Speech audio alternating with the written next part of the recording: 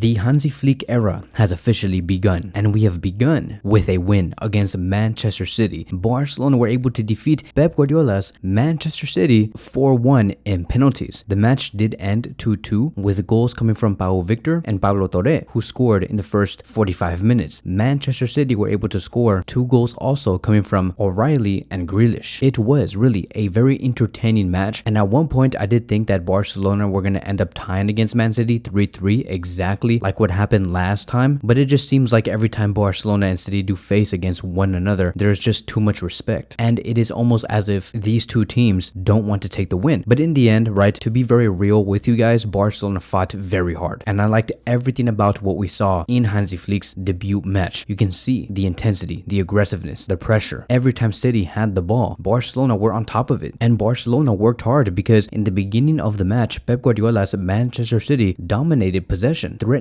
with balls behind Erling Haaland through the first 25 minutes. It did seem like City were going to end up winning Barcelona 4-1 or maybe even 5-1 because of the amount of passes and chances they were creating. Manchester City were actually supposed to have the first goal because Erling Haaland did shoot the ball into the net. Inaki Peña did save the ball the first time, but the second touch he was too late and the ball went fully inside, and because there was no VAR technology, no goal was given. Barcelona knew they were in trouble and they had to take advantage of that. The fact that the refs did make a mistake because they could have been 1-0 down. And so Barcelona were able to score on the 24th minute with a goal coming from Pau Victor, a player that has just signed for the club a few days ago. Barcelona only bought this player for 3 million euros from Girona. He spent 1 season at Barça Athletic, and to Hansi Flick, Deco, Joan Laporta, they said, this is enough. This player is good enough to be with us in the first team, and that is why we see him here today and scoring goals. We saw Casado receive the ball, make an amazing through chip pass to Pau Victor. Pau Victor shoots the ball to the bottom left corner. I loved that connection between Casado and Pau Victor. They found each other multiple times and they were able to score a goal alongside with that. And the moment Barcelona scored their first goal, you can see that Hansi Flick did not even celebrate. He did not care. He's like, no, we need more. We need to provide much more value, score many more goals. He did not care at all when Pau Victor scored the first goal. You can just see it in his facial expression. He did the exact same thing with Bayern Munich. Remember that facial expression he made when Bayern Munich were up 8-2? He did not care. This guy only strives for perfection. And so I love that. I hope that he continues to do this through the next season, no matter what happens, because focus is all you need, and 100% of the time. I hope this also does translate to the players, where every time they do score, yes, they can celebrate, but right after that, they have to continue to focus and never, ever feel satisfied. 15 minutes later, Nico O'Reilly scored a goal on his own. It was an amazing finish coming from the 19-year-old pivot player. He was the player that completed the most dribbles, by the way, with a total of 3 in the match. He also won the most duels with a total of 6, so congratulations to Man City for finding another great gem in their academy. And yet again, Barcelona did respond. 10 minutes later, Pablo Torre scored yet again another goal in their first match, which was a match behind closed doors. Pablo Torre also scored a goal for Barcelona. This is technically considered as Barcelona's second game, but this is their first game in terms of official friendlies. Pablo Torre now has 2 goals in 2 matches. I don't know about you guys, but it really does seem like Pablo Torre is trying to make a name for himself and build a great case to Hansi Flick to show why he should be a Barcelona player next season. The whole idea right now is that Pablo Torre does leave the club or go on loan again. But man, did we see him come in with a lot of energy. He was always open for all of his teammates, always receiving the ball in the middle of the pitch. He was the central attacking midfielder in the 4-2-3-1 system, and he provided a lot of creative solutions. And in this second goal that Barcelona scored, it was yet again Pau Victor who sort of created this goal because he was supposed to touch the ball, but he let the ball go through his legs and it fooled all of the Man City defenders, and that is how Pablo Torre found himself in a very comfortable spot to shoot the ball and score the goal. And then on the 59th minute in the second half, Jack Grealish scored the second goal for Man City from the edge of the 6-yard box and to the top right corner of the net. We eventually saw Barcelona and Man City go to penalties. I don't know why. I believe this is a new thing for them to go to penalties. I think that maybe this has something to do with the US wanting for these games to be more attractive and to also find an official winner, because to be honest, penalties and friendlies just doesn't make any sense. But it's okay because nobody gets hurt during penalties. It's not like they're forcing these players to go through extra time. Penalties is okay. So we went to penalties. We saw Ander Astralaga save 2 penalties from Calvin Phillips and Jacob Wright that earned Barcelona the victory. I was like, dude, did you take notes from Emiliano Martinez from Argentina? Because, you know, usually when he is in penalties situations, he knows how to block shots. So clearly Astralaga took some notes and he did some homework on how to save penalties, because this guy was amazing. amazing. If you guys do not know who this goalkeeper is, he is a 20-year-old goalkeeper that currently does play at Barça Athletic. He spent his whole career through the Barcelona academy, so maybe he could be a great contender to maybe take minutes away from Marc-Andre ter Stegen. Of course, we also do have Iñaki Peña, who played 61 total minutes, but the depth in our goalkeeper position is very strong. So we started this game in a 4-2-3-1 system. Hector Fort was the right back. We had Dominguez as a center back, Lenglet as the center back also, and he was the captain tonight. And then we had Gerard Martin, who played on the left back position. Our double pivot was Marc, Bernal, and Casado, and I really did like this double pivot, right? I saw what Bernal and Casado were trying to do. I understand why Hansi Flick betted on these two players. It's the exact same double pivot that he placed against Olot in the first match behind closed doors. I understand now. I understand why Hansi Flick really does favor these two players.